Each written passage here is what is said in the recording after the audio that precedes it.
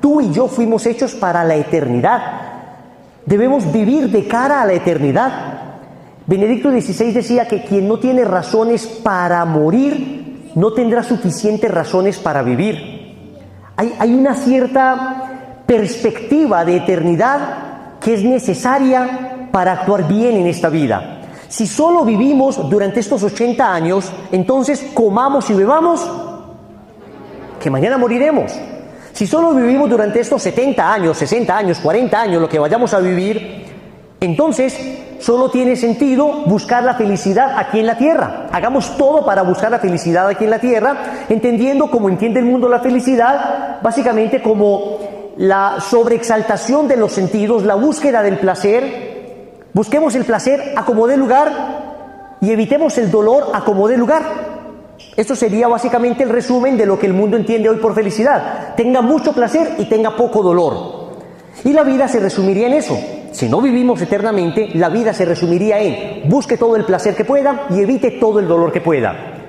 Pero cuando hay una perspectiva de eternidad, entonces uno dice, venga, a ver, el placer en sí mismo no es malo, como lo hemos visto, pero hay placeres malos. Entonces, cuando yo miro de cara a la eternidad, yo tengo unos parámetros morales, porque yo voy a buscar salvarme eternamente. Yo no voy a vivir solamente estos 80 años, yo voy a vivir eternamente y llegará el momento en que me enfrente a Dios y tendré un juicio de lo bueno y lo malo que he hecho.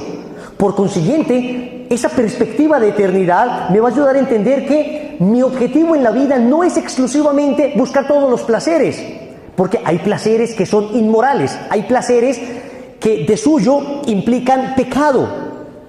Y no es evitar todos los dolores, porque hay momentos donde hacer el bien me implicará un dolor, me implicará un sacrificio, me implicará ser perseguido, me implicará perder oportunidades económicas, perder oportunidades de fama, perder oportunidades de mucha índole, incluso sacrificios físicos. Habrá sufrimientos inherentes a la práctica del bien. Pero eso solo se entiende desde una perspectiva de eternidad. Fuera de esa perspectiva de eternidad, comamos y bebamos que mañana moriremos, que es más o menos lo que vive hoy la gente, ¿no? Hoy todo el mundo vive solamente de cara a la tierra. Pero es muy triste vivir solamente de cara a la tierra, porque es perder el sentido de aquello para lo que fui hecho. Y cuando yo no vivo para aquello para lo que fui hecho, termino dañándome y dañando a otras personas. Es como si yo cogiese una guitarra y con ella intentara pegar clavos en la pared.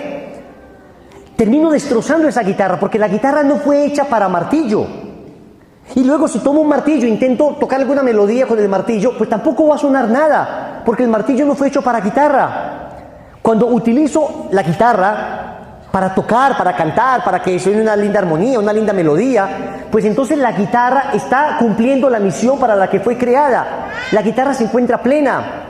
Por eso, aquellas personas que viven solo para el placer y para evitar el dolor, ni siquiera logran ser felices aquí en la tierra. Terminan siendo esclavos de sus propias pasiones, de sus propios vicios.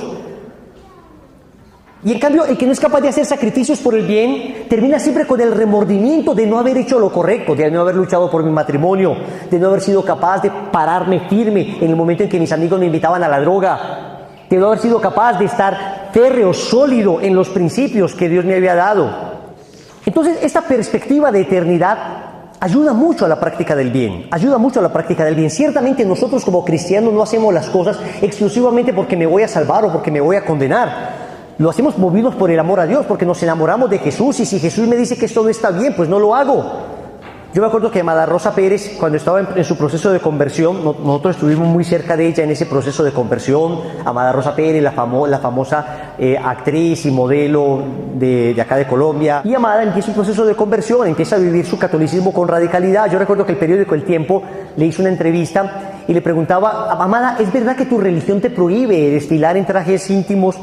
Me pareció muy magistral la respuesta de Amada. Dijo: mira, mi religión es una religión de prohibiciones propiamente, mi religión es una religión de amor. Es que yo me enamoré de Jesús, y como me enamoré de Jesús, cuando de repente me dicen desfila en ropa íntima, en ropa interior, ella dice: pues yo le pregunto a mi amado Jesús, Señor, ¿a ti qué te parece? Y escucho que el Señor me responde con aquello del Sermón de la Montaña, del Evangelio de San Mateo: todo aquel que mire una mujer deseándola ya adulteró con ella en su corazón. A mí me basta esa respuesta, porque estoy enamorada de Jesús. Y si Jesús no quiere, pues no lo voy a hacer.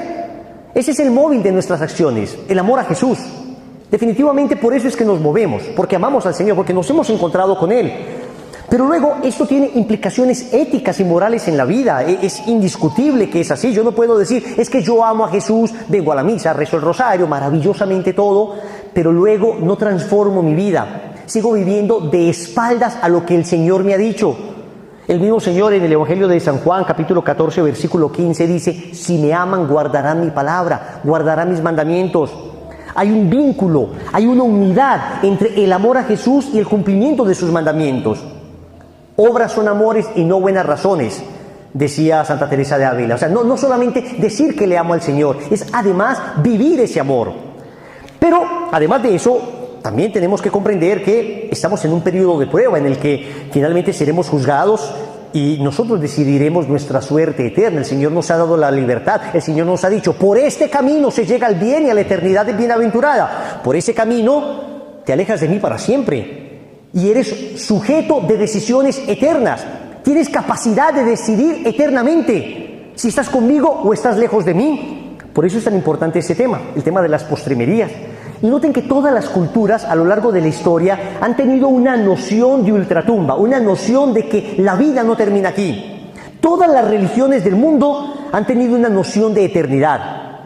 Tenemos desde la mitología griega, la mitología egipcia, los persas tenían una noción de que uno moría y de que había un premio eterno y un castigo eterno. Al menos esas nociones están presentes en todas las culturas. Significa que hay algo dentro de nosotros que nos llama a eternidad, más allá incluso de la revelación que hemos recibido nosotros de Dios a través de las Sagradas Escrituras. Ya las religiones paganas tenían como esa idea. Es más, parece que dentro de nosotros mismos hay una idea que exige eternidad, como un concepto de justicia que exige eternidad, porque nosotros nos damos cuenta que aquí en esta vida hay gente muy buena que no termina de ser recompensada suficientemente. Hay gente muy buena que, a decir verdad, sufre mucho. Y en algún tiempo los judíos llegaron a creer en algo que se llamaba la ley de la retribución, y era una ley que más o menos decía esto: si te portas bien, te va bien; si te portas mal, te va mal. Eso tuvo que ser muy reevaluado. De hecho, el libro de Job es precisamente una reevaluación de todo ese concepto de la retribución, porque Job era buenísimo y le fue re mal. El mismo Jesús. Job no es sino una figura de lo que es Jesús, el más bueno de todos, el Cordero sin mancha, y terminó crucificado. Y nosotros hemos visto gente buenísima a la que no le va tan bien, es más, a la que le va muy mal. Y uno dirá, bueno, al final de su vida, no, también mal. Esta fue pobre, la estafaron, la dejó el marido y murió de cáncer. Y uno dice, ¿pero qué es esto? ¿En qué momento está el premio de la justicia? El premio de la bondad de esta señora. ¿En qué momento hay justicia para esta señora? Señores, claro que hay justicia. Y recuerdo muy bien las palabras de la Virgen en Lourdes a Santa Bernadette Soubirous. Le dijo, no te prometo hacerte feliz en esta tierra, te prometo hacerte feliz en el cielo. Por eso uno tiene que saber que la eternidad existe. Porque luego, cuando uno ve esto, uno dice, entonces no tiene sentido ser bueno. Claro que también es cierto que hay mucha gente buena que le va también muy bien.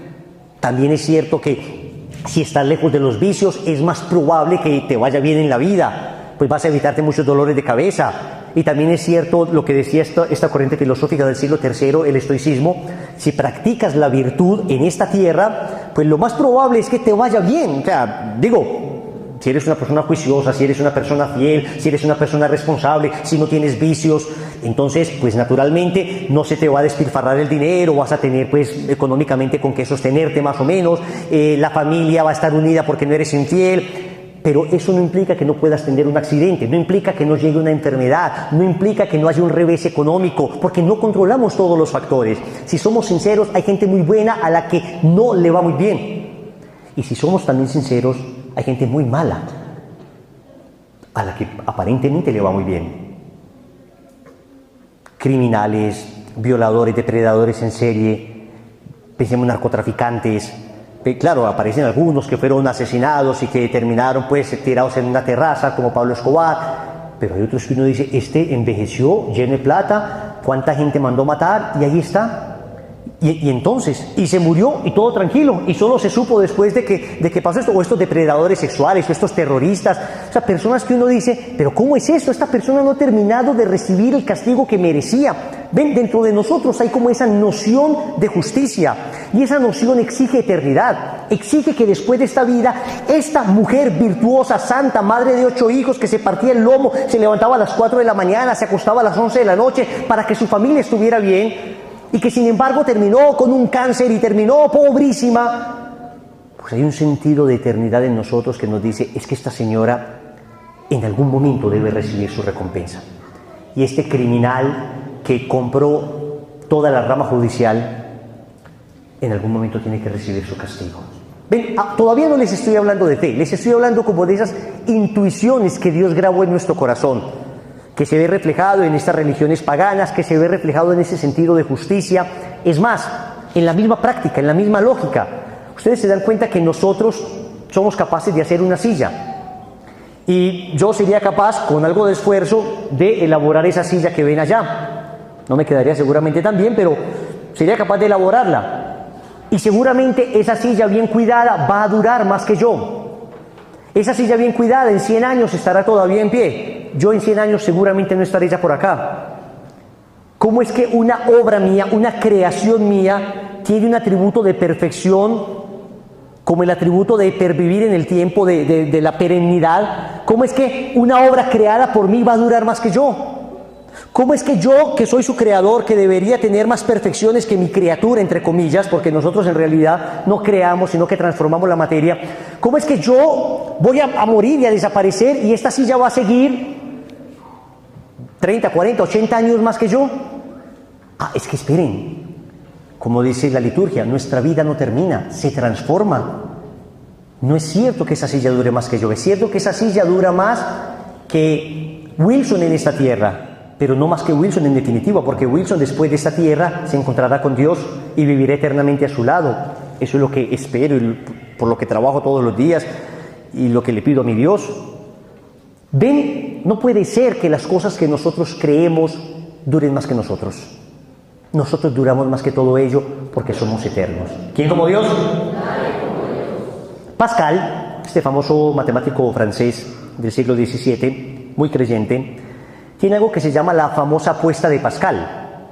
En un libro suyo que se llama Pensamientos, él más o menos formulaba esta hipótesis. Él decía, él era matemático, y decía Pascal, es más razonable pensar en la eternidad que no pensar en ella.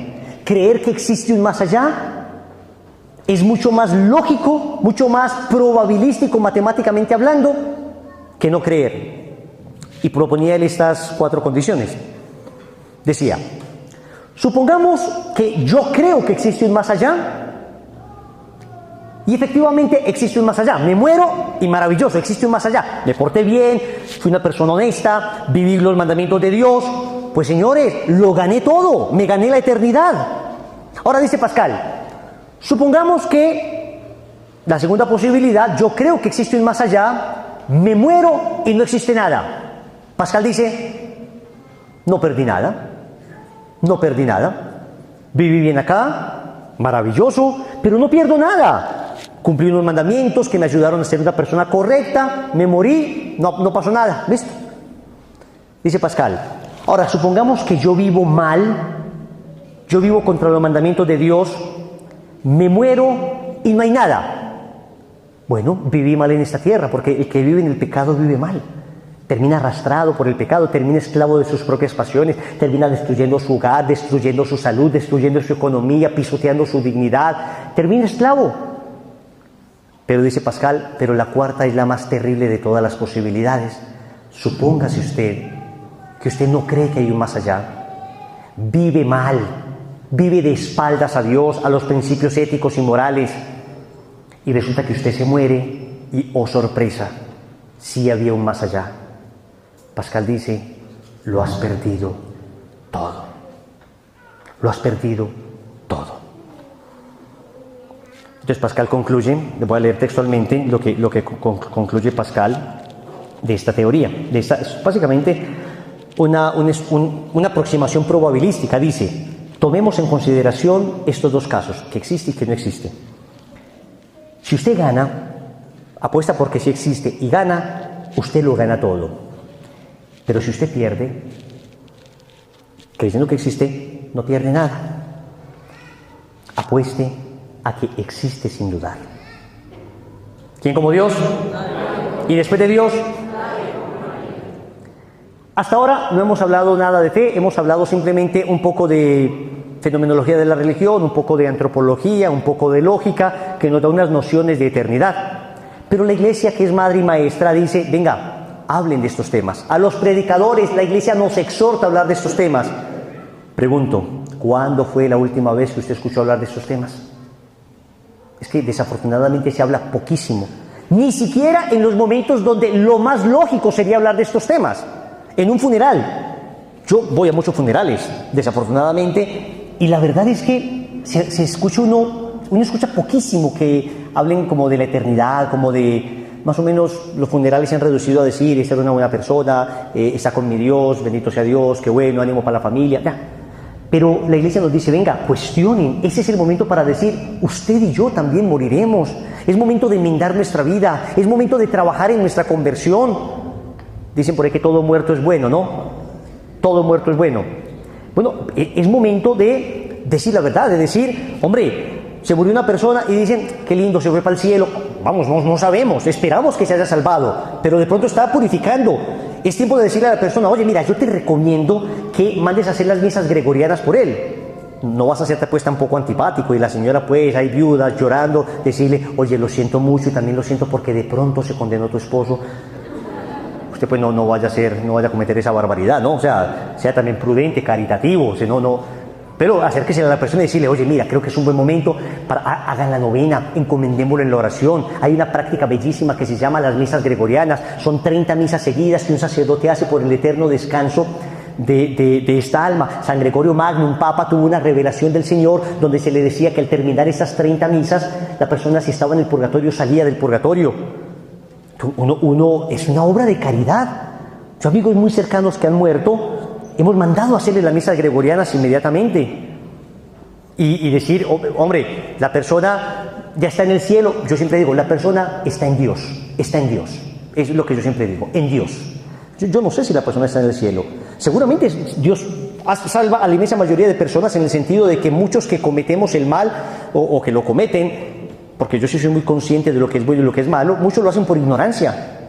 Los que conocemos más estamos en mayores dificultades, en el sentido de que cuando hacemos algo malo es que estamos muy conscientes de que lo que estamos haciendo es malo.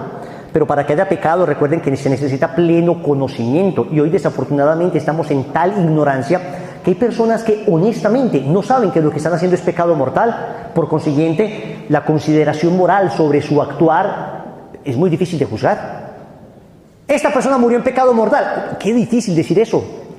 Vamos a ver, es que puede que haya muerto en un estado de materia grave, pero ¿hubo pleno conocimiento? ¿Hubo pleno consentimiento? Pues no lo sé. Lo que sí sé es que voy a rezar mucho por esa persona. Pero miren que empezamos de nuevo a asumir conceptos espirituales. Pasamos del plano de la mera materialidad y empezamos a hablar ya de conceptos espirituales, de la eternidad, de la salvación de la persona. Es importante reincorporar en nuestro lenguaje todos estos conceptos. Yo recuerdo que mi abuelo decía, al empezar el rosario, hacía una oración bellísima, me la aprendí de memoria. Mi abuelo decía, hagamos intención de rezar este Santísimo Rosario por el alivio y descanso de las benditas almas del purgatorio. Me parecía muy bien. Por la conversión de los pecadores, me parecía muy bien. Por la salud de los enfermos, me parecía muy bien. Para que el Señor nos libre del pecado mortal, muy bien. Y para que el Señor nos libre de la muerte repentina. Yo decía, ¿qué? Abuelo, ¿usted está rezando para que el Señor nos libre de la muerte repentina? O al contrario, se equivocó, abuelo. La oración debe ser para que el Señor nos permita morir, que nos acostemos a dormir y amanezcamos ya, y San Pedro nos diga, oye, bienvenido, te tengo la suite 24 para que vayas a tu nube y vivas eternamente con Dios. Eso es lo que uno esperaría que sucediera, ¿no? Pero mi abuelo decía, no, que el Señor nos libre de la muerte repentina. Y uno ve las consideraciones de los santos, y todos piden eso. Solo con el tiempo, cuando empecé un proceso de conversión, comprendí que la oración de mi abuelo tenía todo el sentido del mundo. Una muerte repentina no es algo muy bueno para una persona que no está suficientemente preparada para encontrarse con Dios. Una muerte que le permita a uno una cierta preparación es maravillosa, aunque hace un poquito de dolor, pero por lo menos tengo tiempo de confesarme, tengo tiempo de reparar mis pecados, tengo tiempo de reconciliarme con mi familia, tengo tiempo de perdonar y de pedir perdón, tengo tiempo de mejor prepararme para encontrarme con el Señor. Pero si yo solamente pienso en esta tierra, Señor, que me aplaste que caiga un edificio encima, una bala perdida por ahí que me mate, que me dé un paro cardíaco mientras duermo, que uno lo que pediría sería una muerte así. Pero sería la peor de las muertes, si es que uno no está preparado adecuadamente. ¿Quién como Dios? De hecho, una de las promesas de Santa Brígida, los que hemos hecho las oraciones de Santa Brígida durante un año, esas 15 bellas oraciones de Santa Brígida, es que el Señor no permitirá que muramos repentinamente. Que habrá una cierta preparación para eso, y es que lo hemos visto. Ahora en la peregrinación que estuvimos, un joven, el tipo era soldado, estaba con su esposa, dijo, mi mamá hizo oraciones de Santa Brígida y mi mamá es un testimonio fiel de que se cumplió. Mi mamá sabía que iba a morir, y cuando sabía ya que iba a morir, nos dijo, mis amores, ahora sí me estoy preparando para morir, y efectivamente 2 o 3 días se murió. Una cosa verdaderamente impresionante. ¿Quién como Dios? Muy bien, ¿qué dice la Iglesia al respecto? En la exhortación, reconciliación y penitencia, en el numeral 26 dice, la Iglesia tampoco puede omitir, sin grave mutilación de su mensaje esencial, una constante catequesis sobre lo que el lenguaje cristiano tradicional designa como los 4 novísimos del hombre: la muerte, el juicio particular y universal, el infierno y la gloria. ¿Quién como Dios? No predicar de esto sería mutilar el Evangelio. Claro que nos encantan las predicaciones que hablan solo de la misericordia, de que soy la oveja perdida que el Señor recoge, soy aquel hijo pródigo que el Señor limpia con su amor, soy como aquella pecadora a la que el Señor levantó y vete y no peques más. Nos encanta, pero cuando se hablan de estos temas que son más fuertes, huimos. Pero amigos, es que el Evangelio no es como nos gustaría que fuera, es como necesitamos que sea. El Señor no nos va a decir lo que queremos escuchar, el Señor nos va a decir lo que necesitamos escuchar. ¿Qué es la muerte? Lo define el Catecismo en el numeral 1005. La muerte es la separación del alma y el cuerpo. Numeral 997 del Catecismo, numeral 624, numeral 650, numeral 1005. Y dice, y es el final de la vida terrena. Muerte, separación del alma y el cuerpo. Por favor, presten mucha atención, voy a introducirme en un tema un poco teológico, pero creo que vale la pena para que comprendamos un poco la aproximación antropológica que tenemos los cristianos. Nosotros somos una unidad sustancial de cuerpo y alma. Nosotros no somos un pedazo cuerpo y un pedazo alma, no. Nuestra identidad es una unidad de cuerpo y alma. Algunos otros dirán que somos una unidad biopsicoespiritual, unidad sustancial de cuerpo y alma, o una unidad biopsicoespiritual. Tú como ser humano eres cuerpo, tú como ser humano eres alma. ¿Qué es lo bueno en el ser humano, el cuerpo o el alma? El cuerpo y el alma. Tú no tienes algo malo en ti. Porque Dios no puede hacer algo malo en ti. Naturalmente, cuerpo y alma quedaron afectados por el pecado original. El cuerpo en sus pasiones, en sus inclinaciones más animales, y el alma también quedó afectada. La soberbia es una cuestión muy espiritual. El demonio, por ejemplo, no tiene cuerpo y se corrompió a sí mismo, siendo un espíritu, cayendo en la soberbia. Somos una unidad sustancial de cuerpo y alma. Y ese cuerpo y esa alma están destinados a estar juntos siempre. De hecho, el Señor nos creó para no morir. El Señor nos creó con un don preternatural llamado la inmortalidad. El hombre naturalmente muere, pero Dios le había dado un don a Adán y a Eva, el don de no morir. Muy bien. Perdimos ese don al momento de pecar. Por eso el apóstol San Pablo, en la carta a los Romanos, capítulo 6, versículo 23, dice: el pecado paga un salario y es la muerte. Palabra de Dios. Palabra de Dios. La muerte significa eso, que el cuerpo y el alma se separan.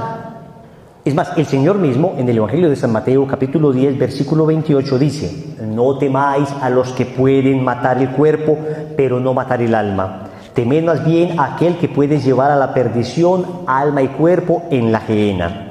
Palabra del Señor. ¿Quién como Dios? Cuando hablamos de cuerpo y alma, podemos caer en un peligro que se llama el dualismo. El dualismo.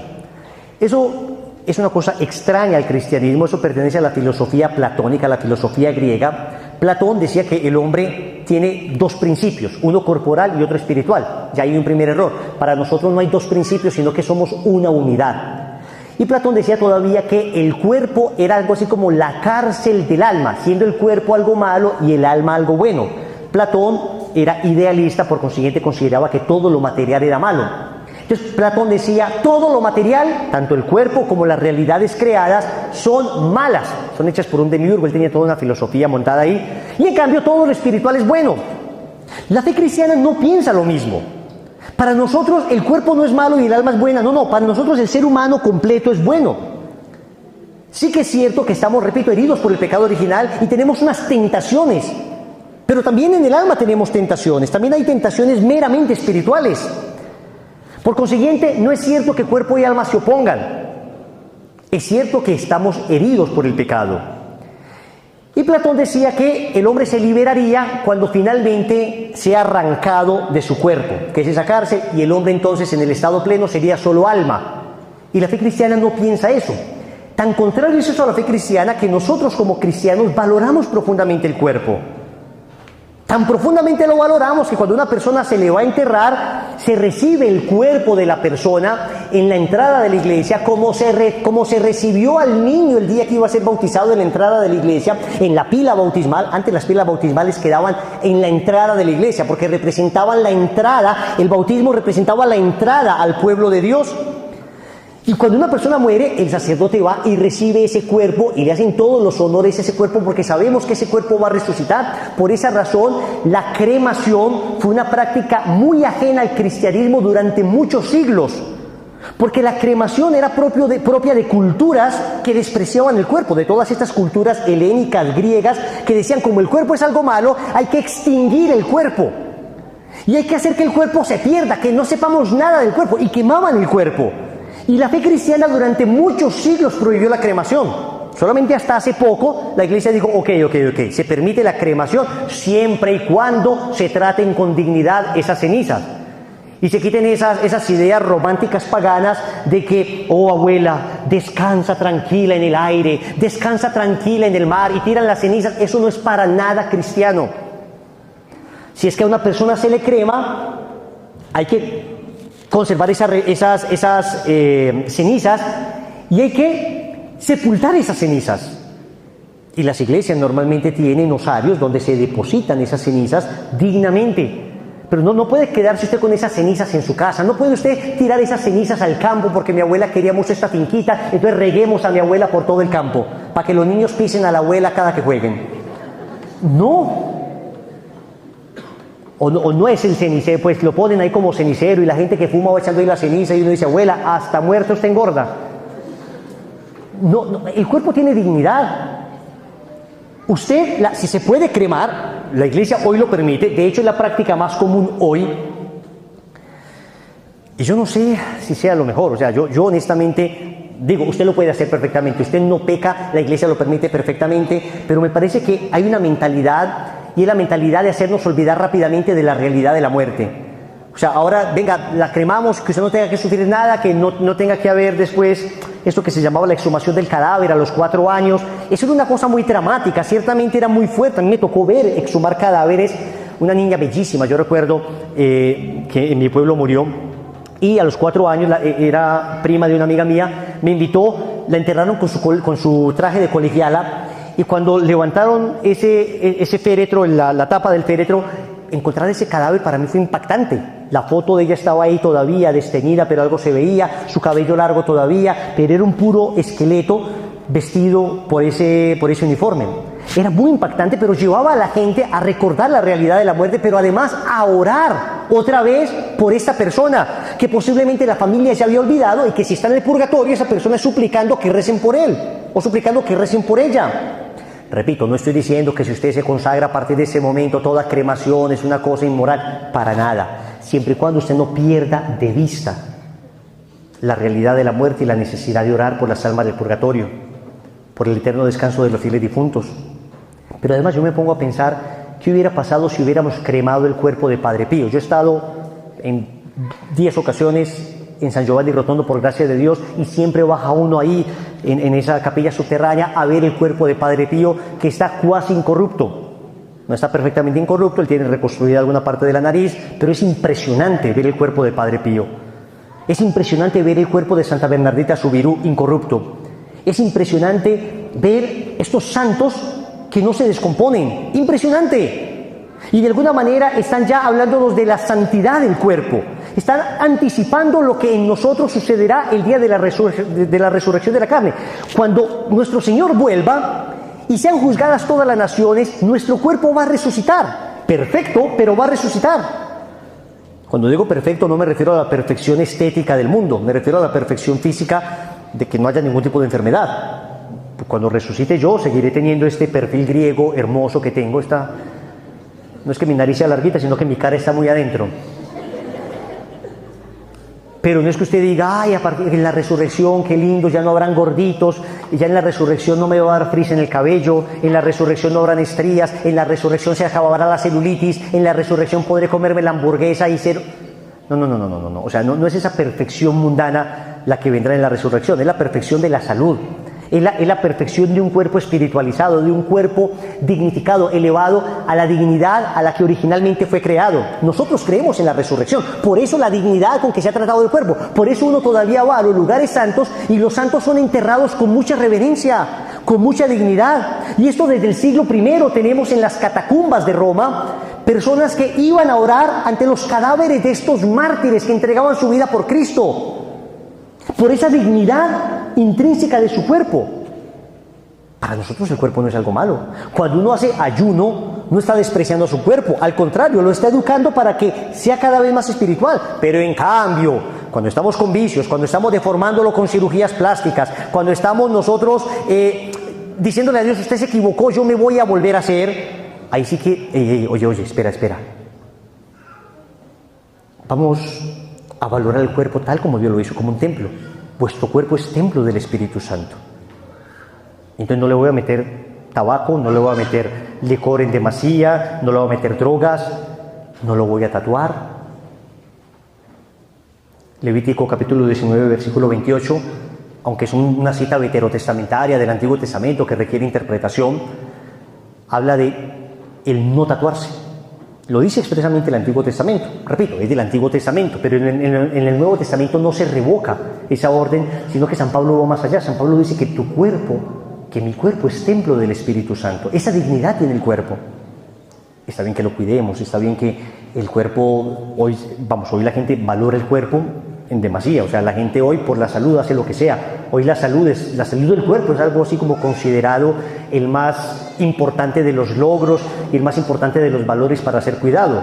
Nosotros decimos sí, el cuerpo sí, pero oye, también el Señor está diciendo, no temas al que mate tu cuerpo, teme al que puede arrojar tu alma al infierno, cuerpo y alma al infierno. Si tan solo cuidáramos nuestra alma como cuidamos nuestro cuerpo, solo igual, les aseguro que seríamos santos. ¿Ustedes se dan cuenta de ese cuidado excesivo que le tenemos al cuerpo? Si nos preocupáramos tanto por lo que entra en nuestra alma como por lo que comemos, ya todo tiene el nivel de calorías, azúcares, grasas trans, no sé qué, una cantidad de cosas, cuántos carbohidratos, y uno va a comer algo, y cuántos carbohidratos tiene, cuántas calorías, y en cambio, un libro cualquiera, venga, yo alimento mi alma de porquería. Un libro ateo, un libro que me hable mal de mi fe, de mis principios, un libro contrario a las Escrituras. No me importa lo que come mi alma, pero en cambio soy cuidadosísimo con lo que come mi cuerpo. Ahí es donde uno dice, oye, hay un desequilibrio en tu vida.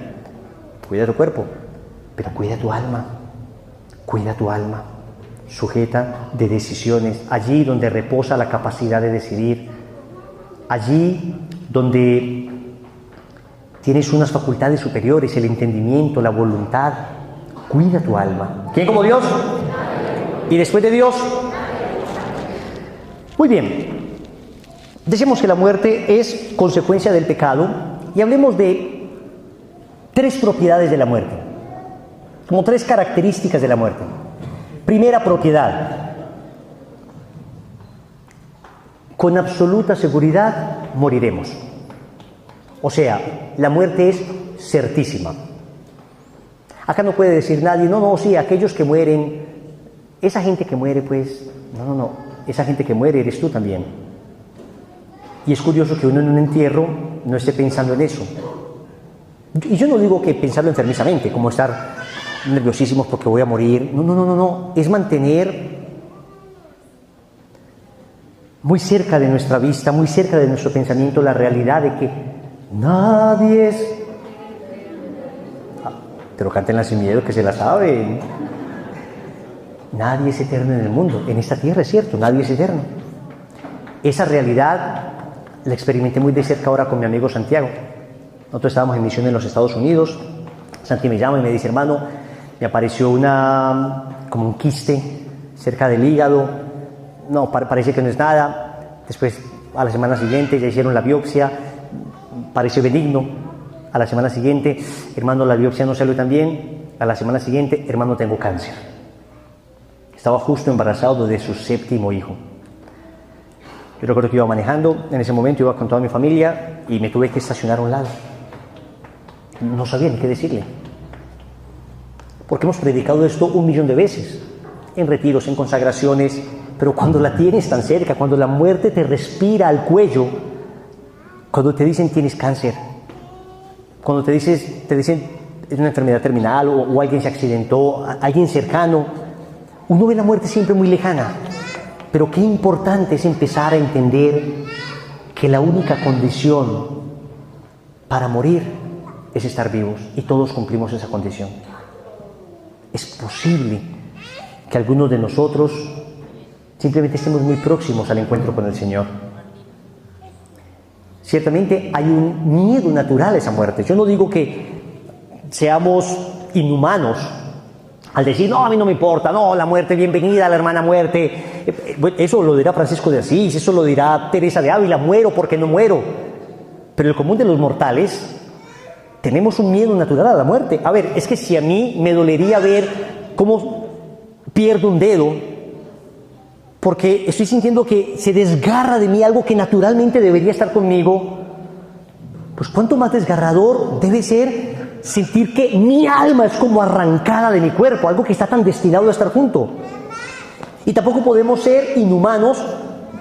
Los cristianos no es que se murió alguien, no pasa nada, bendito sea mi Dios, se fue para el cielo, o vamos a rezar por él, pero no te preocupes, que todos hemos de morir. Hombre, cuando Lázaro murió, el versículo más cortito del Nuevo Testamento, Juan capítulo 11, versículo 35, es cuando Jesús llegó. Marta y María le dicen, si hubieras estado acá no hubiera sucedido. Dice que Jesús se conmovió en sus entrañas. Juan 11, 35 dice, y Jesús lloró. Y Jesús lloró. Se le conmovieron las entrañas.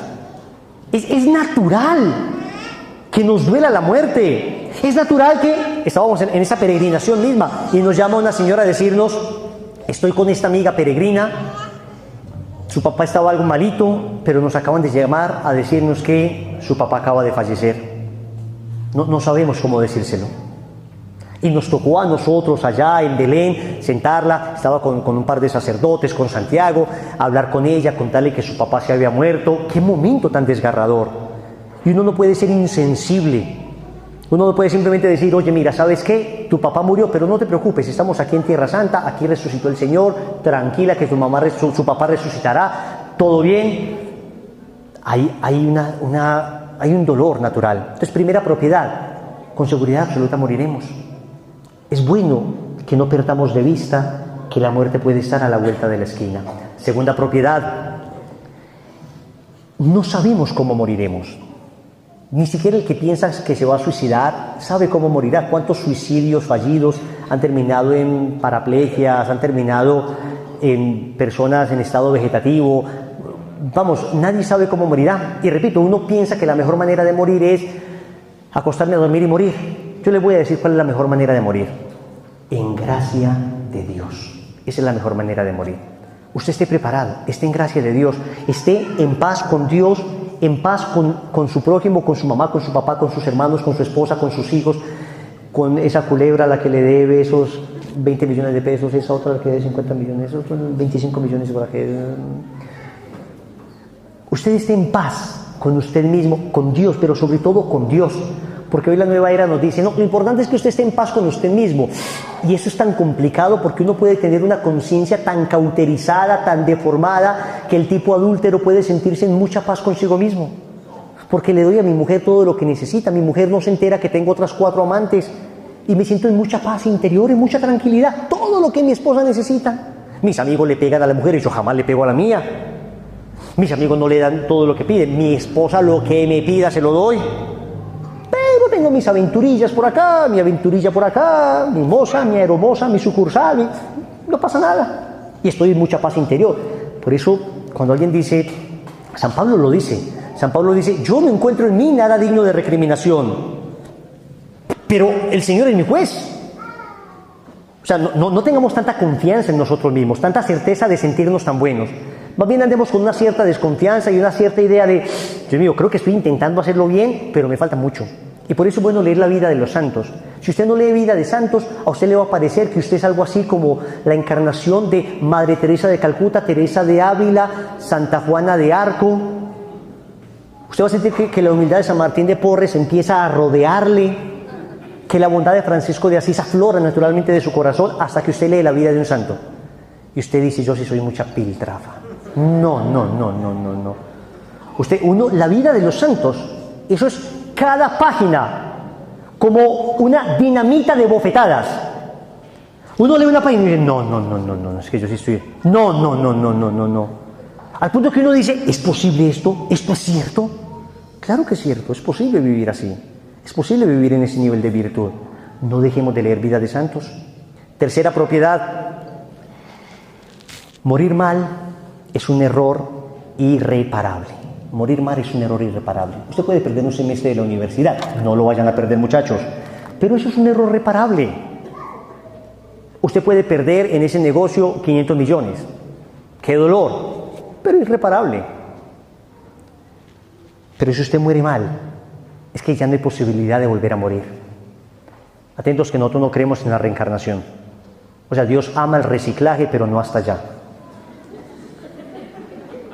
Hebreos capítulo 9, versículo 27 dice con toda claridad el autor de la carta a los Hebreos, el hombre muere una sola vez y luego viene para él el juicio. Dios te creó en serio, no en serie. Te creó a ti, con tu cuerpo. Miren que la idea de la reencarnación de suyo trae consigo un desprecio al cuerpo, como si el cuerpo fuera algo añadido a nosotros. Y hoy tu cuerpo pues es de ser humano, mañana de gato, pasado mañana de perro. Usted puede llegar pues a la carnicería y decir, hágame el favor y me le corta 2 libras a la lengua de la comadre que murió, reencarnó en vaca, y está la lengua colgada, igual de larga que cuando era ser humano. Esa idea de la reencarnación no tiene nada que ver con la fe cristiana. ¿Ok? Tienes una oportunidad, aprovechala. Aprovechala al máximo, vive ahora con todo el entusiasmo, con toda la felicidad, pero, oye, pero no vive la vida loca, vive la vida santa. No es, Dios mío, aprovechemos esta vida que es única. Sí, aprovechala amando, no pecando, no desperdicies tu vida en el pecado. La vida en el pecado es una vida desperdiciada. Es mentira eso que te dice el mundo. Es mentira eso de que vivir la vida frenéticamente dejándote llevar por tus instintos, por tus pasiones, basta que lo sientas para que lo hagas. Oye, ¿cuántas personas se dejaron llevar por eso y hoy están pagando 27 años en la cárcel? 40 años en la cárcel. ¿Por qué? Me dejo llevar por lo que sienta. Y cuando sentí una rabia tremenda le pegué 3 tiros en la cabeza al tipo y me dejé llevar por lo que sentía. Me dejo llevar por lo que sienta. Y ahí embarazó a otra mujer y acabó su matrimonio. Me dejo llevar por lo que sienta. Tómate tu SIDA, tu VIH. ¿Por qué me dejo llevar por lo que siento? Tú no eres un animalito que te dejas llevar por lo que sientes. Tú eres un ser humano con dignidad, entendimiento, voluntad, la luz del Espíritu Santo, el Señor que te mostró cuál es el camino correcto. Vive como Dios manda. 3 propiedades. Es certísima, o sea, vas a morir con seguridad absoluta. Pensemos entonces en prepararnos para morir. Segundo, no sabemos cómo vamos a morir. Por consiguiente, vivamos en gracia de Dios. Y tercero, no te equivoques. Puedes fallar en lo que sea, pero no en un mal morir. Por eso en el Ave María es tan importante para nosotros prepararnos para la muerte, que tú y yo, todos todos los días le pedimos al Señor que nos prepare para ese momento. Se lo pedimos a través de la Virgen. Le decimos a la Virgen, ruega por nosotros pecadores. ¿Cuándo? ¿Ahora? ¿Y cuándo? Y en la hora de nuestra muerte. Esas son las 2 horas más importantes de la vida. El hoy, el ya y la hora de la muerte. Son las 2 horas decisivas de tu existencia. Por eso pedimos a Dios que nos prepare. Y hay que ser muy devotos de San José, patrono de la buena muerte. Cuando uno ama a San José, la muerte es distinta. Morir como San José en los brazos de Jesús y de María es el sueño de todo verdadero cristiano. Cuando uno vive en gracia de Dios, uno está mucho más preparado para morir. Miren lo que decía Teresita del Niño Jesús cuando estaba a punto de morir. Santa Teresita del Niño Jesús respondió a su capellán que le preguntaba si estaba resignada para morir. ¿Resignada? No, no, Padre mío. Resignación se necesita para vivir, no para morir. Lo que tengo es una alegría grandísima de encontrarme con mi amado. Cuando uno está preparado en oración, entonces te quieres encontrar con tu amado. Pero es más fácil decirlo que vivirlo. Preparémonos para el bien morir. Pidámosle al Señor que nos conceda la gracia de tener, no de manera enfermiza, no una patología que me haga temer la muerte y en cada lugar veo que me van a matar. No, delirio de persecución no. Me refiero a la conciencia del cristiano que sabe que llegará el momento en que ha de encontrarse con su Señor y que ese momento puede estar muy próximo. Gloria al Padre y al Hijo y al Espíritu Santo.